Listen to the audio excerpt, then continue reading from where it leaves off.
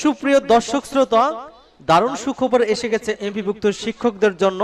কি সেই সুখবর? এখানে কিন্তু আজকের সংবাদে তিনটি বিষয় আছে। প্রথমটা হচ্ছে যে এমপিভুক্ত শিক্ষকদের জন্য বড় সুখবর, দৈনিক শিক্ষা প্রকাশিত 23 জুন 2025 প্রকাশিত সংবাদ। এবং আরো সংবাদ হচ্ছে যে শিক্ষক কর্মচারীদের যে জুন মাসের বেতন সেটা কবে নাগাদ হচ্ছে জানালো মাউসিটিজি। এবং সর্বশেষে থাকবে বিশেষ আলোচনা। এখানে বলা হচ্ছে যে বাড়ি ভাড়া এবং চিকিৎসা ভাতা 1 জুলাই থেকে সেটা কত পার্সেন্ট বাড়তেছে বা কত টাকা বাড়বে এবং শিক্ষক কর্মচারীদের দাবি কি সেই সম্পর্কে বিস্তারিত আলোচনায় থাকবে। তো সম্পূর্ণ ধারণা পেতে পুরো ভিডিওটা না টেনে দেখুন। তো চলুন মূল আলোচনায়। তবে তার আগে অনুরোধ থাকবে আমাদের চ্যানেলে যারা নতুন আছেন চ্যানেলটি সাবস্ক্রাইব করে আমাদের সাথে থাকুন। এখানে যেটা বলা হচ্ছে যে এমপিভুক্ত প্রায় 5.5 লাখ শিক্ষক কর্মচারী বিশেষ সুবিধার টাকা পাচ্ছেন, অর্থাৎ 15 দ্বারা হার বাড়িয়ে আদেশ জারি করেছে সরকার। 1 জুলাই থেকে এই আদেশ কার্যকর হচ্ছে।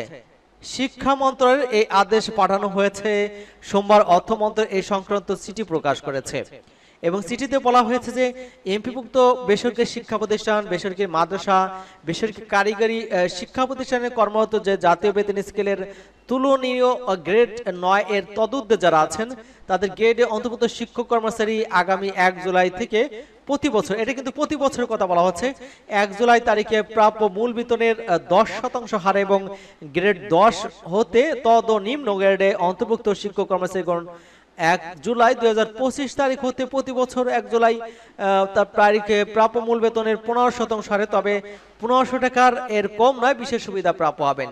এবং এর আগে সরকারি চাকরিজীবীদের প্রণোদনা বাড়িয়ে প্রজ্ঞাপন জারি করা হয়, তবে সেই সময় এমপিভুক্ত শিক্ষকরা ওই সুবিধা পাবেন কিনা তা নিয়ে কিন্তু অস্পষ্টতা সৃষ্টি হয়। এই বিষয়টি নিয়ে নানান প্রশ্নের পাশাপাশি অসন্তোষ দেখা দেয় এবং শিক্ষক কর্মচারীদের মধ্যে তাদের ভরসাস্থল দৈনিক শিক্ষা.com, দৈনিক আমাদের বার্তা টেলিফোন করে জানতেছেন সরকারের উপর মহলে যোগাযোগ করে অগ্রগতি জানার অনুরোধ জানাচ্ছেন। এটা কিন্তু এখানে মনটায় বলা হয়েছে। আপনারা দেখতে পাচ্ছেন যে এই যে সেই চিঠিটা, এবং চিঠি কিন্তু স্পষ্ট ভাষায় উল্লেখ রয়েছে 23 জুন 2025 প্রকাশিত। আপনারা দেখতে পাচ্ছেন এই চিঠিটা। এখানে বলা হচ্ছে উপযুক্ত বিষয়ক নির্দেশক্রমে জানানো যাচ্ছে যে এমপিভুক্ত বেসরকারি শিক্ষা প্রতিষ্ঠানে, বেসরকারি মাদ্রাসা, বেসরকারি কারিগরি প্রতিষ্ঠানে কর্মরত জাতীয় বেতন স্কেলের তুলনায় 9 গ্রেড হতে তদুর্ধ্ব গ্রেড অন্তর্ভুক্ত শিক্ষক কর্মচারী 1 জুলাই 2025 তারিখ হতে প্রতি বছর 1 জুলাই তারিখে মূল বেতনের 10% হারে এবং গ্রেড এর 10 এর এবং তদনিম্ন গ্রেড হতে 1 জুলাই 2025 থেকে 15% হারে, তবে কেউ কিন্তু 1500 টাকা নিচে নয় এরকম বিশেষ সুবিধা প্রাপ্য হবেন এমনটা কিন্তু বলা হচ্ছে। অর্থাৎ প্রতি বছরই কিন্তু এই 10% এবং 15% বাড়বে এবং বিশেষ যে পুনর্নির্ধারণ দেওয়া হয়েছিল 23 সালে সেটা কিন্তু আবার বাতিল হয়ে যাবে। অর্থাৎ 1000 টাকা কমপক্ষে বাড়ানো হয়েছিল সেটা কিন্তু বাতিল হয়ে যাবে, অর্থাৎ সেটা টাকা কিন্তু মাইনাস হবে। এবং জানা গেছে 2023 খ্রিস্টাব্দে সরকার বেসরকারি প্রণোদনা দেওয়ার ঘোষণার পর থেকে বিভক্ত শিক্ষক কর্মচারীদের যে সুবিধা পাবেন কিনা তা নিয়ে আলোচনা শুরু হয়েছিল। পরে সিদ্ধান্ত অনুযায়ী সরকার কর্মচারীদের পাশাপাশি বেসরকারি বিভক্ত শিক্ষা প্রতিষ্ঠানের শিক্ষক কর্মচারীও 2023 খ্রিস্টাব্দে জুলাই থেকে মূল বেতনের 5% প্রণোদনা পেয়ে আসছেন।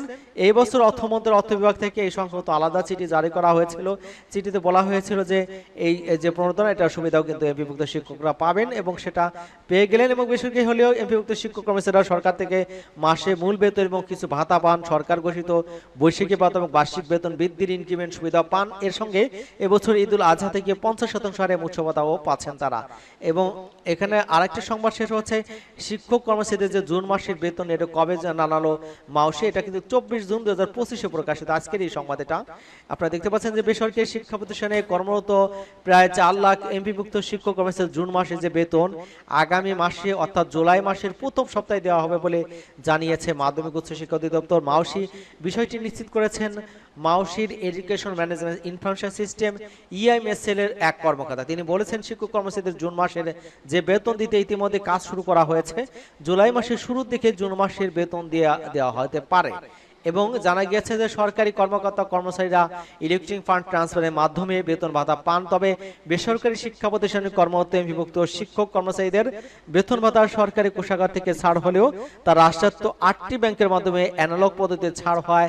এই অর্থ তুলতে কিন্তু শিক্ষকদের নানা রকমের ভোগান্তি পড়তে হতো।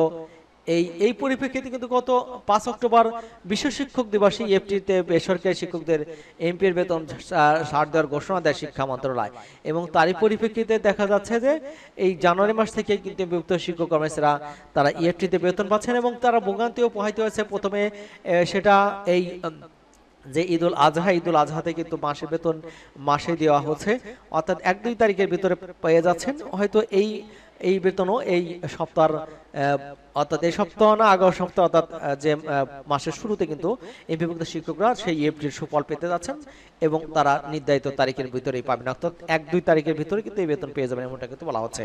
এবং সর্বশেষে যে সংবাদটা সেটা হচ্ছে যে বাড়ি ভাড়া চিকিৎসা ভাতা 1 জুলাই থেকে সেটা চান। আগামী 1 জুলাই থেকে শুরু হতে যাওয়া নতুন অর্থবছর থেকে এমপিভুক্ত শিক্ষক কর্মচারীদের জন্য যে পার্সেন্টেজ হারে বাড়ি ভাড়া এবং সরকারি চাকরিজীবীদের অনুরূপ চিকিৎসা ভাতা কার্যকরের জোর দাবি জানিয়েছেন এমপিভুক্ত শিক্ষক কর্মচারীর বিভিন্ন সংগঠনগুলো। তারা বলেছেন যে বর্তমান বাজার পরিস্থিতিতে নামমাত্র 1000 টাকা বাড়ি ভাড়া এবং 500 টাকা চিকিৎসা ভাতা দিয়ে জীবন ধারণ করা প্রায় অসম্ভব। এবং বাংলাদেশে বেসরকারি শিক্ষক কর্মচারীদের ফোরামের নেতৃবৃন্দের সাথে আলাপ করলে তারা বলেছেন যে আমরা দীর্ঘদিন ধরে শিক্ষা ব্যবস্থায় বৈষম্য নিরসনের দাবি জানিয়ে আসছি। সরকারি স্কুলের শিক্ষকরা যে সুযোগ সুবিধা পান আমরা তার থেকে অনেক পিছিয়ে আছি। দ্রব্যমূল্যের যে ঊর্ধ্বগতি সময়ে বর্তমান ভাতায় যে বাসা ভাড়া তো দূরের কথা, যাতায়াত খরচও ঠিক মতো হয় না। এবং তারা আরো বলেছেন যে নতুন অর্থবছরের বাজেট বাস্তবায়ন শুরু থেকে আমরা এই বৈষম্যের অবসান চাই।